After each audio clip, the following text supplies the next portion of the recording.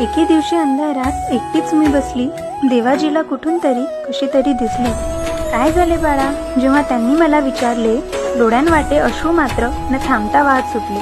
उत्तर देण्याकरिता जेव्हा बोलायला लागली, मैत्री नेमकी कशी असते प्रश्नच करत बसली. मायेने त्यांनी मला हळूच समजावून सांगितलं. मैत्री म्हणजे नेमकं काय स्पष्टपणे समजवलं. त्यातून मला थोडंफार मग कळू लागलं. मैत्रीसाठी माझं मन तयार होऊ लागलं. जवळच्यांशी बोलताना गरज नसते घाबरण्याची. जिथे वाटे भीती, ती मैत्री कशी हक्काची.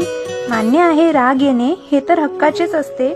चुकीला मात्र मैत्रीमध्ये धरून ठेवायचे नसते. चूक महत्वाची असली तर मैत्री मिटून जाते. व्यक्ती महत्वाची असता चूक विसरता येते.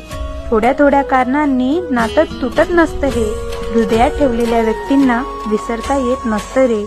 रोज रोज आठवण येते हे दाखवायचे नसते. कारण